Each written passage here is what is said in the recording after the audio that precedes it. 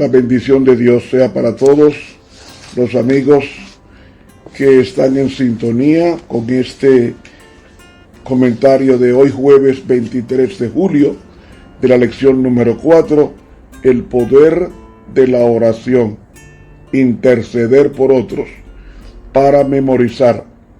Confesaos vuestras ofensas unos a otros y orad unos por otros para que seáis sanados. La oración eficaz del justo puede mucho. Santiago 5, 16. Las gracias te damos, Señor, porque podemos hablar contigo y tú puedes escucharnos. Responde nuestras súplicas y convierte nuestras oraciones comunes en oraciones poderosas de intercesión por los demás. Oración presentada por el Espíritu Santo en la sangre del Cordero. Amén. Para hoy jueves, foco de oración.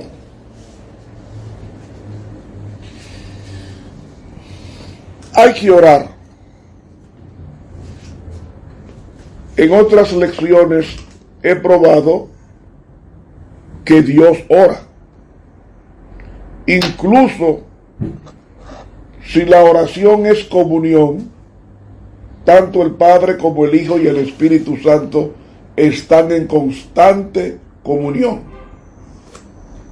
Y esa comunión despierta el deseo ferviente de no hacer nada sin consultar a su íntimo amigo. Vivimos en una sociedad materialista. El materialismo comenzó con Eva.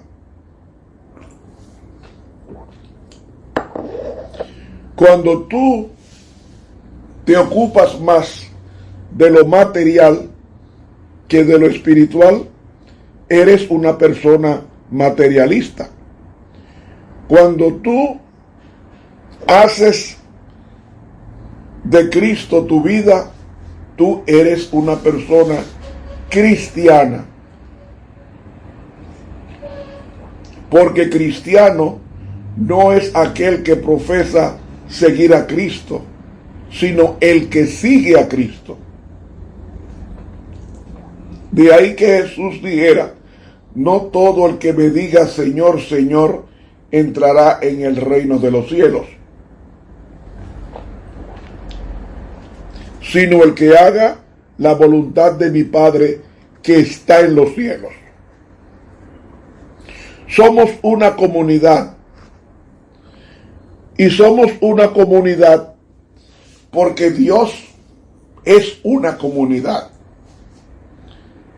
Y comunidad implica comunión, interacción. Por lo cual, Dios Padre está en comunidad con Dios Hijo. Y Dios Hijo está en comunidad con Dios Espíritu Santo. Pero los tres no son dioses, son Dios. ¿Por qué no dioses, sino Dios? Porque Dios es indivisible y es mejor expresarlo como tres personas. En otras palabras, Dios es una familia. Si no hay familia en ellos, no son Dios. Por eso es que el vocablo que más se usa es Elohim en el Antiguo Testamento, que es el plural de Dios. De ahí que como Dios está en íntima comunión el uno con el otro, así quiere que nosotros estemos en comunión el uno por el otro. Y una familia, por lo menos se necesita madre, padre e hijo para constituir una familia. Recuerden, Dios es un ser asexual. El placer de Dios no está en sexo porque Él es asexual. No tiene sexo, igual que los ángeles. De ahí que la comunión, la intimidad de Dios está en esa intimidad, en esa comunión, en ese acercamiento con el otro. Y ese otro es un ser de igual nivel que él, llamado Padre, llamado Hijo y llamado Espíritu Santo. Y quiero indicar esto porque es un deber que, así como Dios ora por nosotros, cuando Él dice, Padre, perdónalos porque no saben lo que hacen. Y cuando Cristo oró por su iglesia, en Juan 17, Él no dijo en ningún momento,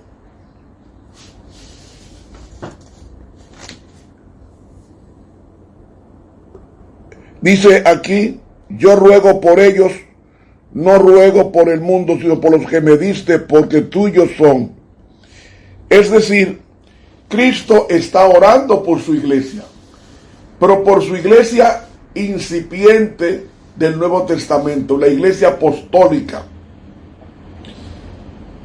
Y cuando Cristo iba a escoger los 12 discípulos, Él se pasó toda una noche orando por cada uno de ellos, para que el Padre escogiera y para que el Padre le complaciera de que ninguno de ellos se perdiera, solamente el hijo de perdición. Y en una ocasión dije que en el deseado de todas las gentes encontramos que Judas no fue llamado a ser de los 12. Él se agregó porque vio ventaja económica seguir a Jesús, y por su codicia y su no entrega perdió su alma, ahorcándose después de haber vendido al maestro por 30 piezas de plata. Por lo cual debemos ser específicos y orar por nombres específicos. Que no nos conformemos con decir bendice a los hermanos de la iglesia. No, oremos por el pastor de la iglesia, oremos por los ancianos de la iglesia, oremos por los departamentales de la iglesia. Y si hay alguno que no nos recordamos, pidámosle a Dios que bendiga y nos recuerde a esa persona, porque las oraciones deben ser específicas. ¿Saben? En el libro de Samuel, en Primera de Samuel, encontramos en el capítulo 12, él diciéndole al pueblo, en el versículo 22, pues Jehová no desamparará a su pueblo. Es decir, Dios no va a dejar a su pueblo abandonado a su suerte, porque es su pueblo. Sigue diciendo, por su gran nombre, porque Jehová ha querido haceros pueblo suyo. ¿Cuándo dice esto Samuel? Samuel dice esto después que Saúl derrota a los amonitas. Samuel reúne a todo el pueblo de Dios. Y en el versículo 8 nos dice,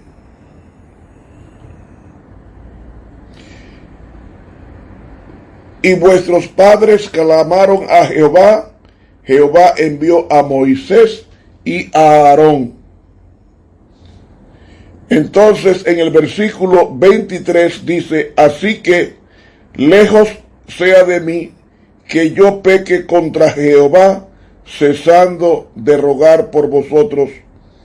Antes yo os enseñaré por el camino bueno y derecho. Nosotros pecamos cuando dejamos de orar por los demás. Y cuando oramos por los demás, estamos diciendo que estamos interesados en ellos. pero hay que tener los nombres, o si tenemos mala memoria, tengamos una lista ahí frente al lugar de oración y con los ojos abiertos leamos esos nombres que no recordemos para interceder por ellos, porque así lo hizo Samuel por Saúl, un hombre rebelde que profesaba ser de Dios, sin embargo sus frutos probaban o demostraban otra cosa.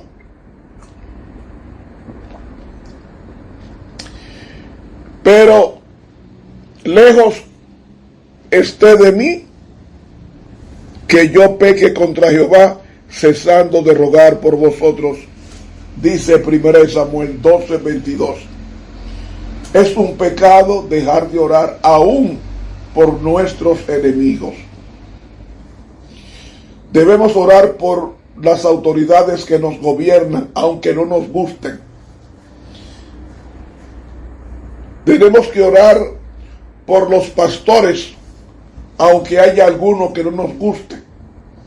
Tenemos que orar por los dirigentes de la iglesia, aunque haya alguno que no nos guste.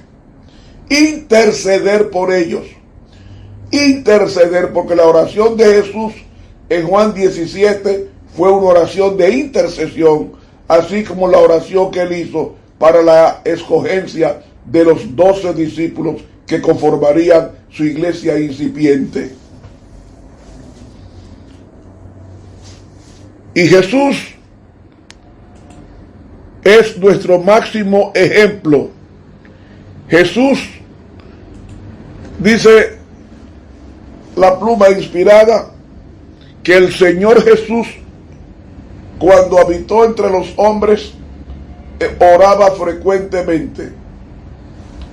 Nuestro Salvador se identificó con nuestras necesidades y flaquezas al convertirse en un suplicante que imploraba de su Padre nueva provisión de fuerza para avanzar, vigorizado para el deber y la prueba.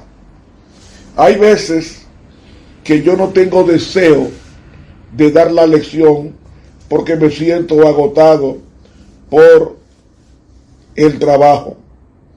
Y le pido al Señor, dame fuerza para poder grabar. Pero no solamente le pido fuerza, dime qué decir que tu iglesia deba oír. Y Él me pone en la mente lo que yo debo decir y lo que yo debo enfocar para la iglesia. Porque yo quiero parecerme a Cristo. No es que soy cristiano, quiero parecerme a un cristiano. Porque en la Antioquía los cristianos fueron llamados así porque imitaban a Cristo. Se parecían tanto a Cristo que ellos lo llamaron cristianos. Y cristiano no es profesar religión. Cristiano no es ir a la iglesia. Cristiano es hacer lo que Cristo hizo. Amar como Cristo amó. Perdonar como Cristo perdonó. Y orar por los demás, así como Cristo oró por los demás. Sigue diciendo la cita. Él es nuestro ejemplo en todas las cosas. Es un hermano en nuestras debilidades, tentado en todo, así como nosotros, pero como ser inmaculado, rehuyó el mal. Si usted se queda viendo el mal es porque le gusta, pero él, como ser sin mancha, rehuyó el mal. Su alma sufrió las luchas y torturas de un mundo de pecado. Cuando tú te sientas a ver películas de violencia y te sientas a ver películas de sexo explícito e implícito, y te quedas viéndolo, es porque te gusta. Pero Jesús, un ser sin mancha, rehuyó el mal, no veía eso. Y usted dirá, porque en aquel tiempo no había televisión, pero había personas que sí cometían esas cosas nefandas. Porque nosotros, viendo el mal, nos convertimos en el mal que estamos contemplando.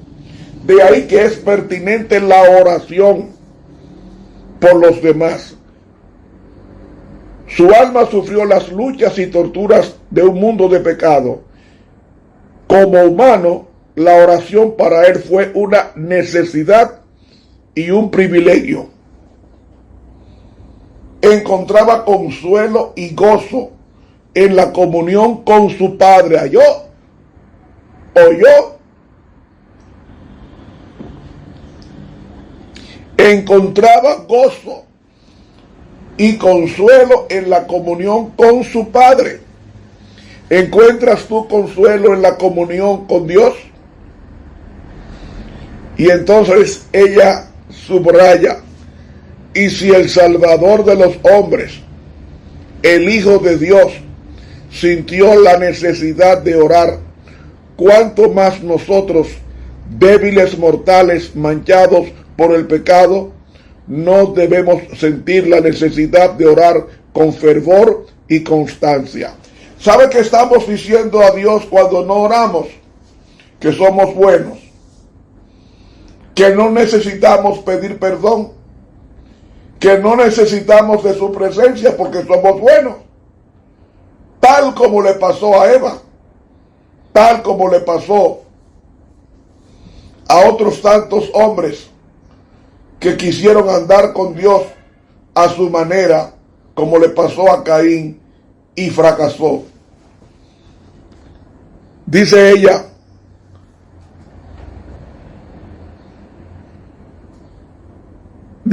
nuestro Padre Celestial está esperando para derramar sobre nosotros la plenitud de sus bendiciones, es decir, todas las bendiciones. Si oramos como Cristo, recibiremos todas las bendiciones. Porque aquí dice: nuestro Padre Celestial está esperando para derramar sobre nosotros la plenitud de sus bendiciones. ¿Y cuáles son las bendiciones? Comida, bebida, ropa, techo, salud, dinero, fuerzas, todas las cosas, el Espíritu Santo y todas las demás cosas, la asistencia de los ángeles, todas las demás cosas, nuestro nombre inscrito en el libro de la vida, todas las demás cosas van a tener esa incidencia cuando nosotros nos dispongamos para recibir la plenitud de sus bendiciones a través de orar los unos por los otros. Y agrega: es privilegio nuestro beber abundantemente en la fuente del amor infinito. Cuán extraño es que oremos tan poco. Dios estará pronto y dispuesto a oír la oración de sus hijos, y no obstante, hay de nuestra parte mucha vacilación para presentar nuestras necesidades delante de Dios. ¿Qué pueden los ángeles del cielo pensar de unos seres humanos pobres y sin fuerza, sujetos a la tentación, y que sin embargo oran tan poco y tienen tan poca fe, cuando el gran Dios, lleno de infinito amor, se compadece de ellos y está pronto para darles más de lo que pueden pedir o pensar? ¿Usted está oyendo? Los ángeles se deleitan en postrarse ante Dios y en estar cerca de Él. Es su mayor delicia estar en comunión con Dios. Y con todo, los hijos de los hombres, que tanto necesitan la ayuda que solo Dios puede dar, parecen satisfechos con andar privados de la luz de su espíritu y de la compañía de su presencia. He leído del libro El Camino a Cristo, páginas 93 y 94. Hay que orar por los demás, de lo contrario estaríamos pecando contra Jehová, cesando de orar por ustedes. Primera de Samuel 12:23. El mismo Job dijo: ojalá pudiese disputar el hombre con Dios como con su prójimo, en Job 16:21. ¿Qué está indicando con esto? Lo que está diciendo es: ojalá pudiese luchar el hombre con Dios en oración, como lucha un hombre con otro hombre, como le pasó a Jacob, que luchó contra un ser sobrenatural junto al arroyo de Jaboc, y allí Jacob luchó con él y venció. Y venció antes de amanecer, antes de que Cristo venga. Tenemos que pasar la angustia de luchar con Dios. Es como si fuera una lucha real. Y esa lucha tiene un nombre: oración. Hay cosas que yo he recibido solamente cuando he orado. Y la pluma inspirada nos dice que cuando nosotros oramos fervientemente, dice que nuestras oraciones no importunan a Dios, sino que Él se inclina a escucharlas. Y máxime cuando oramos por los demás. De ahí que hay que tener cuidado. Por ejemplo, cuando nos sentemos a almorzar, no usemos la oración estereotipada: Padre, te damos la gracia por estos alimentos, bendícelos y que nos haga bien en el nombre de Jesús, amén. No. Ore porque Dios bendiga los alimentos, pero también ore para que Él venga a sentarse contigo a participar del almuerzo. Pero también ore para que otros que no han conseguido nada lo consigan, especialmente los hermanos de iglesia. Y con relación a eso, la pluma inspirada dice en el discurso maestro de Jesucristo algo sumamente importante con este tipo de oración que a Dios no le agrada. Oiga lo que dice ella: la repetición de expresiones prescritas y formales mientras el corazón no siente la necesidad de Dios es comparable con la frase vanas repeticiones de los gentiles. Mire cómo oramos: Señor, te doy gracias por este día que tú nos has dado. Te doy gracias porque trabajé, porque esto. Ahora te pido que al acostarme tú me des un sueño reparador y tranquilo, y mañana me levante al cumplimiento de los deberes. En nombre de Jesús, amén. No, eso es oración estereotipada. Hay que decirle: te doy gracias, Señor, porque en esta mañana me diste vida hoy, y esta mañana pude almorzar, desayunar, cenar, caminar, me cuidaste, estuviste conmigo en el trabajo, en la escuela, me estuviste conmigo en la calle, me cuidaste del COVID-19, me cuidaste de mi familia. Vaya haciendo un repaso de las bendiciones que usted recibió durante todo el día. Y lo último que usted tiene que pedir, lo último, después de repasar todo, es darnos un sueño reparador y tranquilo. Perdóname las cosas que hice mal en el día de hoy y dame fuerza para no repetirlas en la siguiente oportunidad. En el nombre de Jesús, amén. Esta no es una oración estereotipada. Es una oración que te pone a repasar y a reconocer las bendiciones que Dios te ha dado. Dice ella: la oración no es expiación del pecado y de por sí no tiene mérito ni virtud. Orar no tiene mérito ni virtud. Es el poder de Dios que sí tiene virtud y poder. Cuando decimos que hay poder en la oración, no es en la oración sola o per se. Hay poder en la oración de Dios. ¿Cómo usted dijo? Sí. Tenemos que orar lo que Dios quiere que digamos conforme a tu voluntad. De ahí que Dios responde: no es mi oración que yo hago con fervor. La oración que Dios responde es la oración la oración de Cristo en la cruz, que dijo: Padre, perdónalos porque no saben lo que hacen, y el Espíritu Santo las hace suyas cuando llevamos la oración y Él clama o gime con nosotros, o clama por nosotros, o pide por nosotros con gemidos indecibles, como dice Romanos 8:26.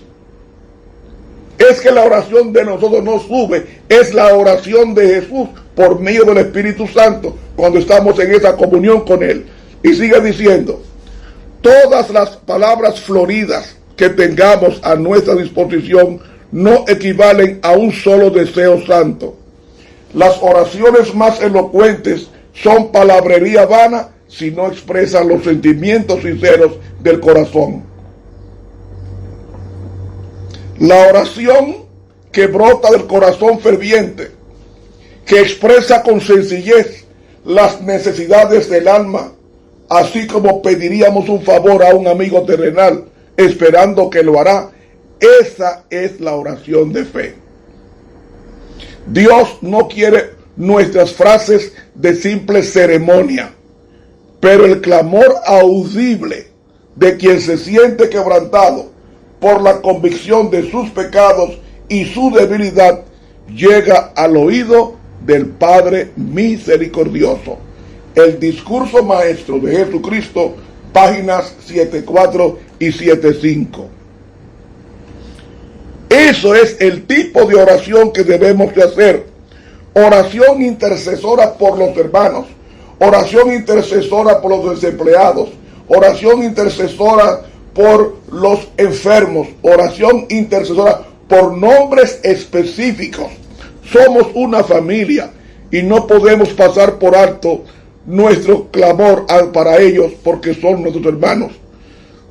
Los que permanecen en Jesús tienen la garantía de que Dios los oirá, porque a ellos les complace hacer su voluntad.